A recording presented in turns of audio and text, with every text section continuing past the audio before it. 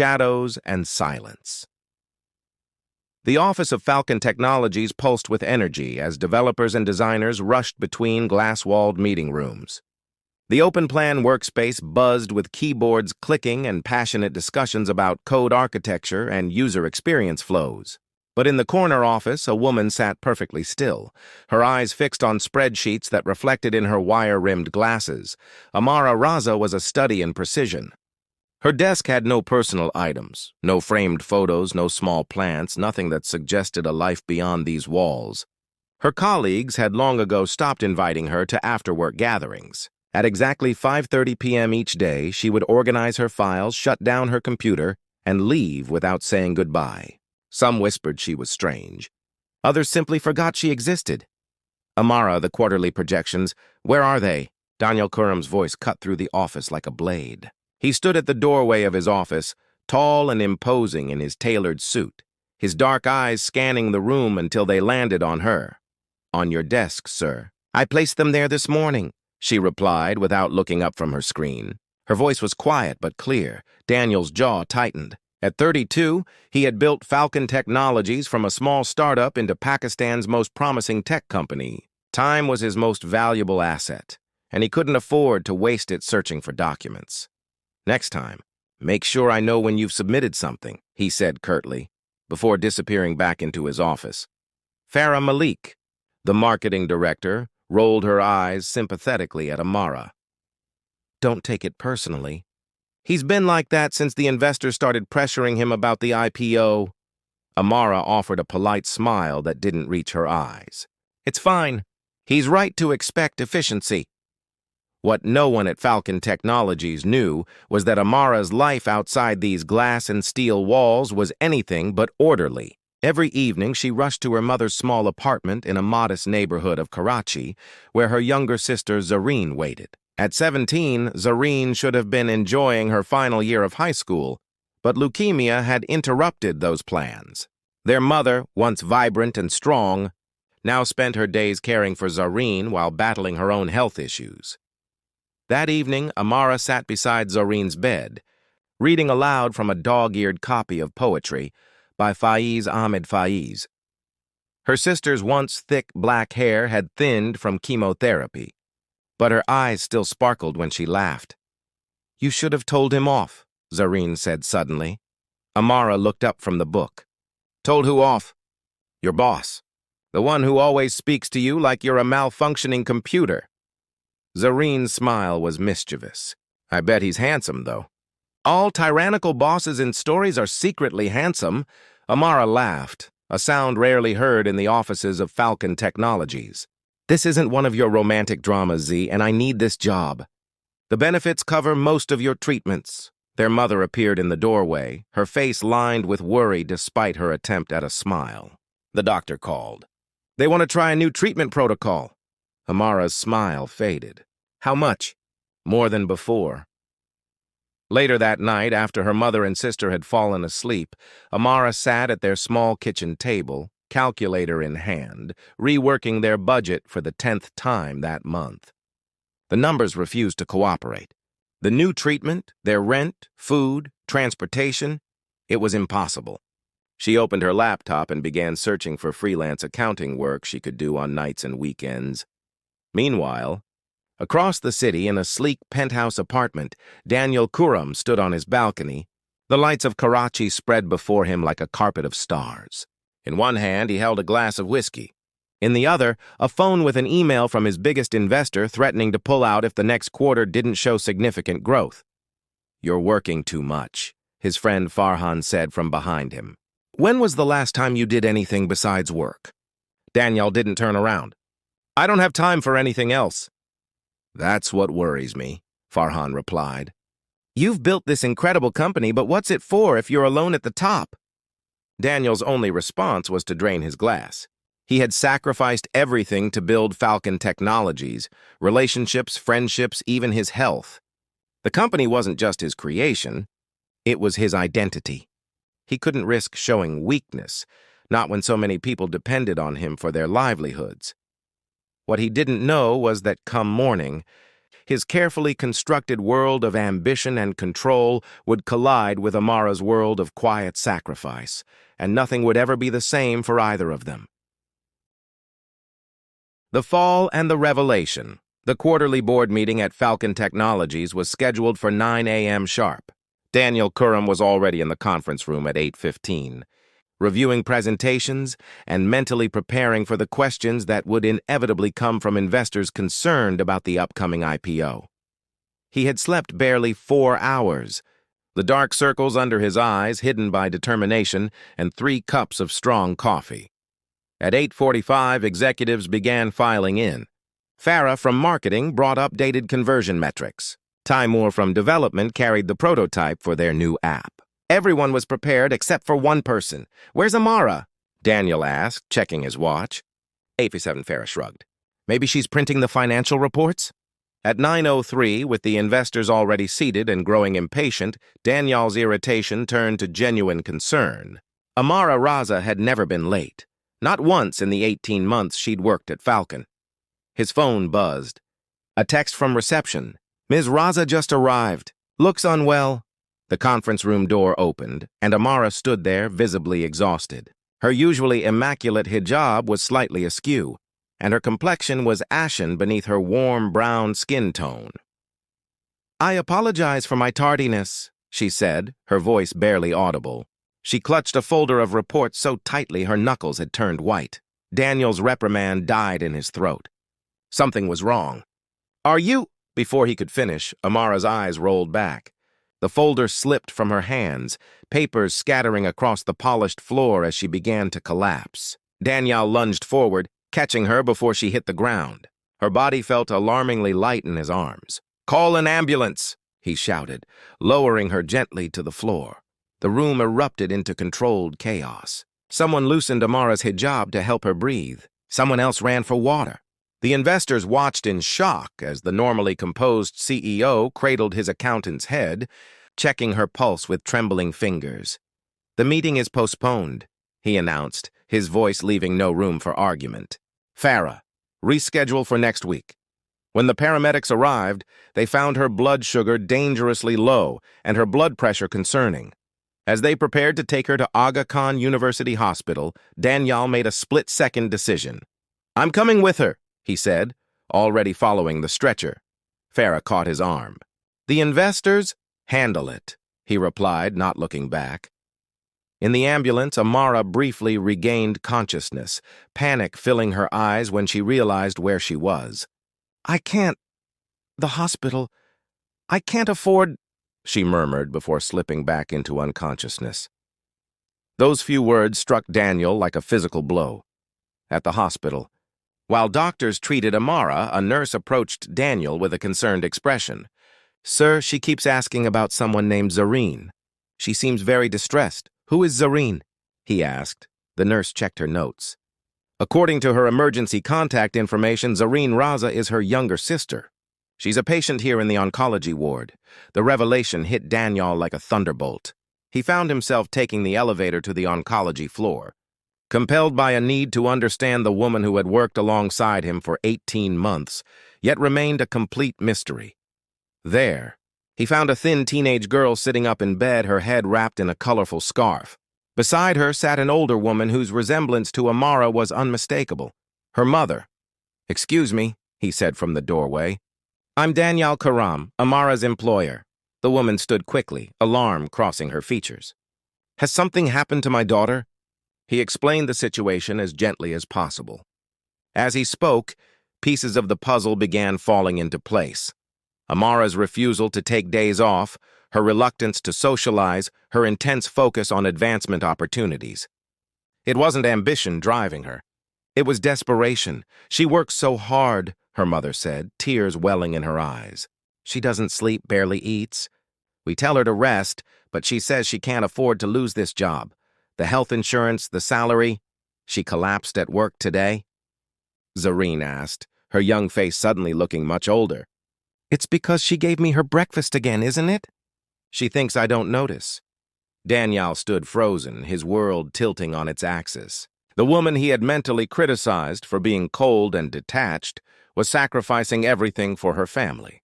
While he had been demanding more productivity, more efficiency, more dedication, she had been silently giving everything she had, and more. "Mr. Curran?" A different nurse appeared at the door. "Ms. Raza is asking for you." When he entered Amara's hospital room, she was sitting up, mortification written across her face. An IV drip fed nutrients into her arm, and the hospital gown made her look smaller, more vulnerable. "I'm so sorry for disrupting the meeting," she began immediately. "I promise it won't happen again. I can work extra hours to make up for—" "Stop," Daniel said softly, pulling a chair to her bedside. "I've just met your sister and your mother." Amara's professional mask crumbled. Tears filled her eyes, but she blinked them back fiercely. "Please don't fire me. I need this job. My sister's new treatment—" "I'm not firing you, Amara," he interrupted, his voice gentler than anyone at Falcon Technologies had ever heard it.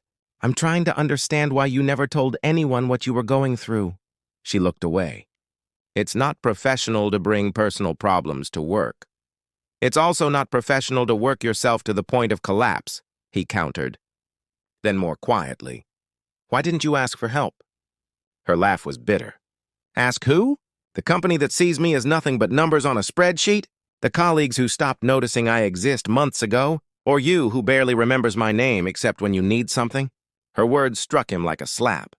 The worst part was she wasn't wrong. Bridge of understanding. 3 days later, Amara returned to work against medical advice. She slipped into her desk chair at 8 a.m. exactly, pretending that nothing had happened. But everything had changed. For one thing, there was a small basket on her desk containing protein bars, fruit, and herbal teas with a simple note: "Fuel for thought. DK." For another, Daniel Curran was standing at her office door at 5:25 p.m. "My driver is waiting downstairs," he said, without preamble. "He'll take you to the hospital to see your sister, then home." Amara stared at him. "That's not necessary." "It's not a request," he replied, then softened his tone. "Please, Amara, it would ease my conscience." This became their new routine. Every morning, a fresh basket of food appeared on her desk. Every evening, his driver waited to take her wherever she needed to go. Amara accepted these gestures with reluctant gratitude, too practical to refuse help her family desperately needed. 2 weeks after her collapse, Danielle appeared beside her desk with an unexpected question. "Would you mind if I visited Zareen again? She mentioned she likes technology, and I thought I could show her some of our prototypes." Amara studied him, searching for ulterior motives but finding none. She would like that. That Saturday, Daniel arrived at the hospital with a tablet containing unreleased apps and games from Falcon's development team. Zareen's face lit up with excitement as he demonstrated each one, asking for her opinion and noting her suggestions with genuine interest. "You should hire her when she gets better," Amara said quietly as they stepped out of the room while nurses administered Zareen's treatment. "She has good ideas." "When?" Daniel repeated, noting her choice of word. Not if, but when. Something unspoken passed between them in that sterile hospital hallway, a shared hope, fragile but determined. Over the following weeks, Daniel became a regular visitor at the hospital. Sometimes he brought work-related items to discuss with Amara, sitting beside her as they reviewed spreadsheets while Zareen slept. Other times, he simply brought board games or books, joining the sisters and their mother in quiet evenings that gradually grew more comfortable. At work, people noticed the change in both of them. Amara occasionally joined conversations in the break room. Daniel was still demanding, but now tempered his expectations with awareness of his employees as people, not just productivity machines. One evening, as they sat in the hospital cafeteria sharing a meal while Zareen underwent a procedure, Daniel finally asked the question that had been bothering him. "Why accounting? You're brilliant. You could have pursued anything." Amara stirred her tea thoughtfully. "It was practical, reliable. When my father died, I needed a stable career to support my mother and sister." "What would you have chosen otherwise?" Her smile was wistful. "Architecture. I wanted to design spaces that made people feel safe, inspired." She looked at him curiously. "What about you? Was technology always your dream?" "Not exactly," he admitted. I wanted to create something meaningful. Technology was just the fastest path. He hesitated, then continued. My parents wanted me to join the family textile business. When I refused, they cut me off completely. Amara's eyes widened. So when you started Falcon, I had nothing but an idea and stubborn determination, he finished. Failure wasn't an option, not with so many people telling me I would fail. Understanding dawned in her eyes. His drive, his relentless push for perfection, it came from the same place as her quiet sacrifice: survival. A week later, Daniel called Amara into his office. She found him standing before a whiteboard covered in calculations. I've been reviewing our employee healthcare benefits, he said without greeting. They're inadequate. Amara waited, unsure where this was going. I want to implement a new program, he continued, gesturing to the board. Comprehensive family coverage, a hardship fund for medical emergencies, flexible scheduling for caretakers. He turned to face her. What do you think? It's generous, she said carefully. But expensive? Yes. His eyes held hers steadily. Worth it, though, don't you think? The question wasn't really about company policy, and they both knew it. It was about recognizing value beyond balance sheets and productivity metrics. It was about seeing people, truly seeing them. Yes, she answered softly. Some things are worth every cost. When the new benefits policy was announced the following week, the entire company buzzed with surprise and appreciation. Only Amara understood the true catalyst for the change, and only Daniel noticed the tears she quickly blinked away during the announcement.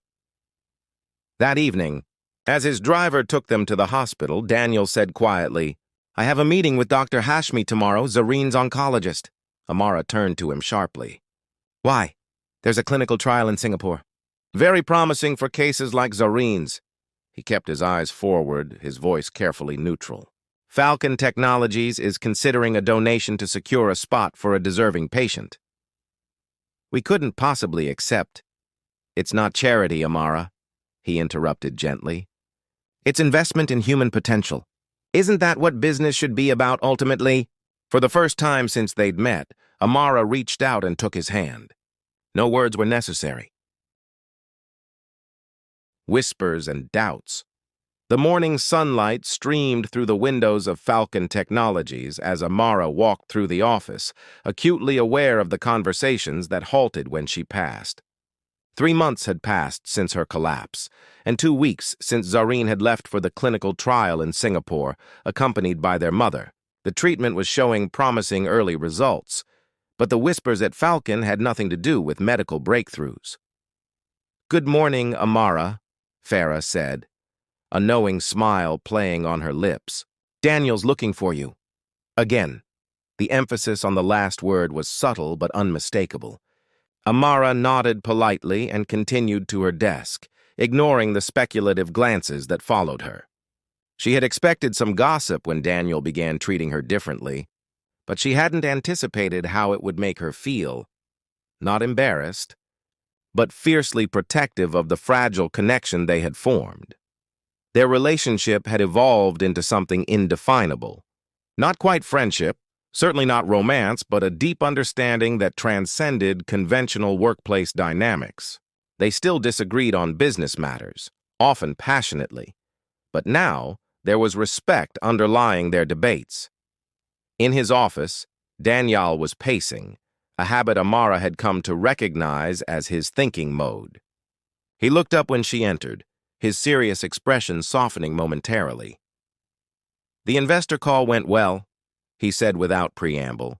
They're impressed with the new direction. The new direction had been partly Amara's idea, shifting Falcon's focus to healthcare technology applications that could make treatment more accessible in underserved communities. It was profitable and purposeful, a combination that had energized the entire company. That's excellent news, she replied, maintaining her professional tone despite the warmth in her chest. I've prepared the projection reports you requested. As they worked through the morning, Amara couldn't help noticing how Daniel had changed. The sharp edges of his personality remained, but they were tempered now by something approaching gentleness. He listened more, demanded less, laughed occasionally. Their working lunch was interrupted by Timur, who needed approval for a development decision. As he was leaving, he paused at the door. "Everyone's going to Cafe Latitude after work to celebrate the investor news," he said casually. "You both should come." After he left, an awkward silence fell between them. "We should go," Daniel finally said. "It would be good for morale." Amara nodded, though apprehension filled her. They had carefully maintained separation between their professional relationship and the personal connection they'd formed through Zareen's illness. Appearing together socially would blur those lines irrevocably. That evening at Cafe Latitude, Amara sat somewhat apart from the group, observing the easy camaraderie among her colleagues. Daniel moved between conversations, more relaxed than she'd ever seen him in the office. Occasionally, his eyes found hers across the room, a silent check-in that made her both comforted and conflicted. "He's different with you," Farah said, sliding into the seat beside Amara with 2 cups of tea. "Everyone's noticed." Amara accepted the tea with a neutral expression. "We've been working closely on the healthcare initiative." Farah raised an eyebrow. "Is that all it is?" "What else would it be?" Amara countered, perhaps too quickly. "Oh, I don't know," Farah replied lightly. "Maybe the same thing that makes him look for you first when he enters a room. The same thing that makes you fight a smile whenever he approves your ideas." Before Amara could respond, her phone rang, a video call from Singapore. She excused herself and stepped outside to answer. Zareen's face appeared on screen, her eyes brighter than they had been in months. "Guess what? My counts are improving! Dr. Lim says I'm responding better than they expected." Joy swept through Amara, momentarily washing away all other concerns. "That's wonderful news, Z. How are you feeling?" "Stronger every day," her sister replied. "When can you visit?" "Mom says after my next round of treatment, maybe you can come for a week?" "I'll start looking at flights," Amara promised, her mind already calculating costs and vacation days. "Is Daniel there?" Zareen asked. "I wanted to thank him again for the books he sent." Before Amara could answer, a deep voice spoke from behind her. "I'm right here." Daniel moved to stand beside her, his shoulder touching hers as he leaned in to see the screen. "You look better, Zareen. The Singapore air must agree with you." The casual intimacy of his position, the warmth of his body next to hers, the easy way he spoke to her sister. It all suddenly overwhelmed Amara. This man had fundamentally changed her family's life. Had changed her life. What did she truly feel for him? Gratitude? Friendship? Something more dangerous? And more troublingly, what did he feel for her? Was this genuine connection? Or was she just a project to him? A broken thing he could fix to appease his conscience? After ending the call and returning inside, Amara found herself unable to shake these questions. She observed Daniel from across the room, wondering if her colleagues were right about the way he looked at her. Wondering if they were right about the way she looked at him. When he offered to drive her home later that evening, the silence in his car was heavy with unspoken thoughts. "Your sister looks well," he finally said as they neared her apartment building. "Thanks to you," Amara replied quietly. Daniel frowned. "Not just me. The doctors, the treatment, which we could never have afforded without you," she interrupted. The question that had been haunting her finally spilled out. "Why did you do it, Daniel?" "All of it. The driver, the food, the healthcare policy changes, the clinical trial.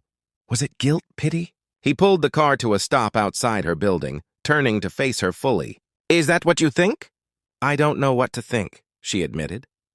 3 months ago, I was just another employee to you. Now you've invested hundreds of thousands in my sister's treatment, restructured company policies, and spent countless hours at the hospital with us. People talk. Let them talk," he said dismissively. "It matters," she insisted. "My reputation, my position in the company, I've worked too hard to be seen as the woman who advanced because she has the CEO's sympathy." Or worse, understanding dawned in his eyes. "You think I'm doing all this to—" "What? Seduce you?" Amara flushed. "No, I don't know. I just need to understand why." Daniel was quiet for a long moment, his hands tightening on the steering wheel.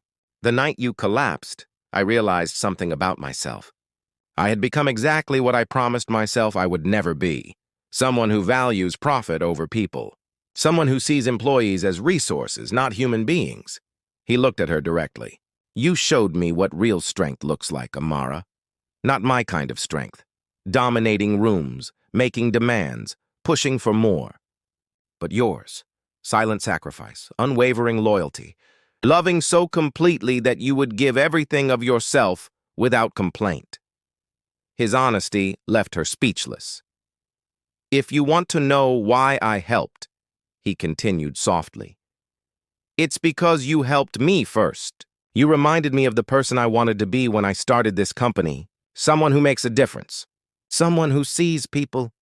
The air between them hummed with tension and possibility. For a brief moment, Amara thought he might reach for her hand, or perhaps lean closer. Instead, he straightened in his seat, drawing a careful breath. I understand your concerns about workplace perception, he said formally. Perhaps we should be more mindful of boundaries. The rational part of Amara knew he was right. The irrational part, the part that had begun to look forward to his rare smiles and thoughtful gestures, felt a sharp disappointment. Yes, she agreed, reaching for the door handle. That would be for the best. Beyond titles, the proposal for Falcon Technologies' new healthcare app was scheduled to be presented to the board of directors in exactly 2 hours, and Amara couldn't find the final projection slides anywhere.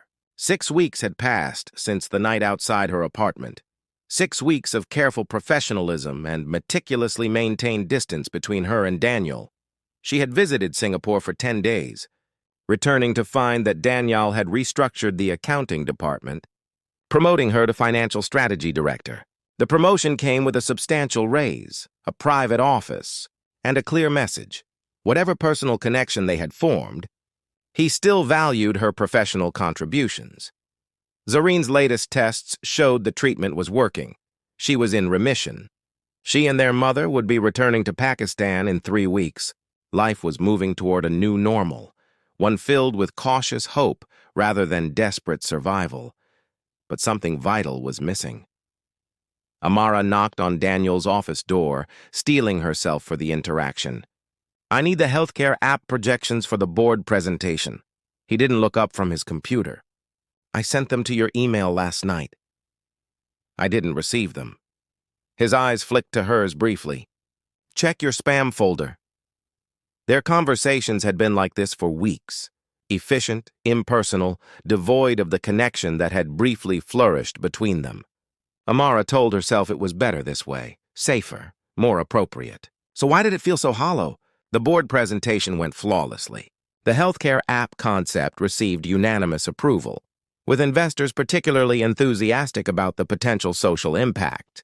It should have been a triumphant moment, the culmination of months of work. A vision Amara and Daniel had crafted together coming to fruition. Instead, as the board members filed out with handshakes and congratulations, Amara felt strangely empty.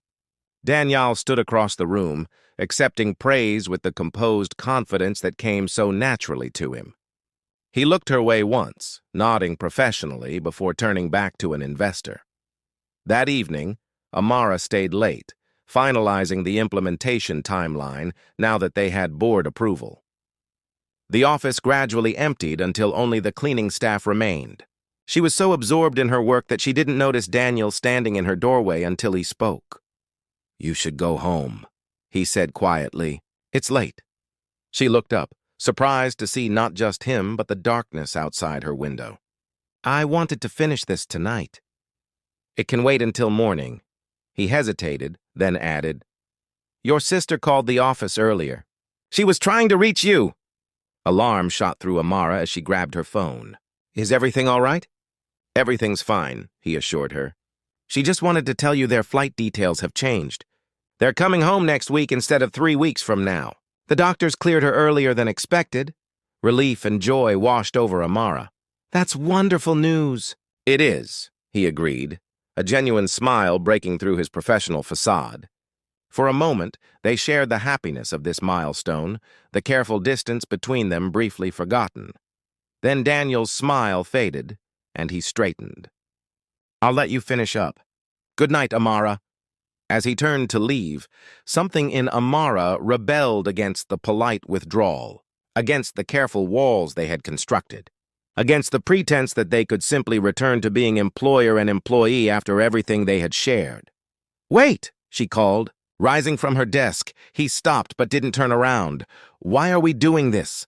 she asked, her voice low and intense. "Pretending that nothing changed? That we're just colleagues who happen to go through a difficult situation together?" Slowly, Daniel turned to face her. "Because that's what you wanted. Boundaries, professionalism, no gossip or questions about your advancement." "That's not," she began, then stopped, frustrated. "Yes, I was concerned about those things. I still am, but I never wanted this distance, this coldness. What do you want, Amara?" he asked quietly. It was the question she had been avoiding for weeks, the question that had kept her awake at night, staring at her ceiling and remembering the warmth of his shoulder against hers, the way his eyes softened when he spoke to Zareen, the feeling of his hand holding hers in a hospital corridor. "I want to stop being afraid," she finally said. "Afraid of needing help. Afraid of what people might think. Afraid of—" She took a deep breath. "Afraid of caring about you more than I should." The confession hung in the air between them, impossible to take back.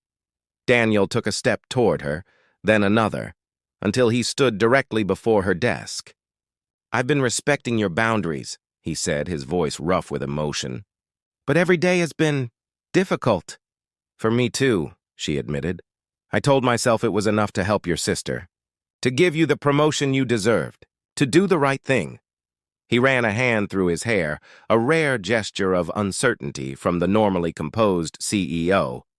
"But it's not enough. Being around you every day, keeping this professional distance, it's the hardest thing I've ever done." Amara moved around her desk until nothing separated them. "Then stop doing it." "People will talk," he reminded her, echoing her own words from weeks ago. "Let them talk," she replied with a small smile. "As long as they also talk about how we've revolutionized healthcare technology, about how Falcon is changing lives, about how the company has become more than just profit margins." Daniel's expression softened. "They're already talking about those things. That's your influence." "No," she corrected gently. "It's who you always were beneath the demanding exterior. You just needed someone to remind you." "I needed you," he said simply. The truth of those words resonated between them. They had each been exactly what the other needed. Amara, a reminder of purpose and humanity. Daniel, a source of strength and support when her own was depleted. "What happens now?" Amara asked. "Now?" Daniel smiled, taking her hand in his. "Now we stop defining ourselves by titles. Not boss and employee, not benefactor and recipient, not even CEO and financial director." His fingers intertwined with hers. "Just Daniel and Amara, two people who see each other." "Really see each other? I'd like that," she whispered. Outside the office windows, Karachi stretched before them, a city of light and shadow, struggle and triumph, not unlike the journey that had brought them to this moment. Whatever came next, they would face it not from opposite sides of a professional divide, but standing side by side, having built a bridge strong enough to carry them both. "Your sister arrives next week," Daniel said, his thumb tracing circles on her palm. "I thought we might meet her flight together." Amara nodded, her heart full. "Together sounds perfect."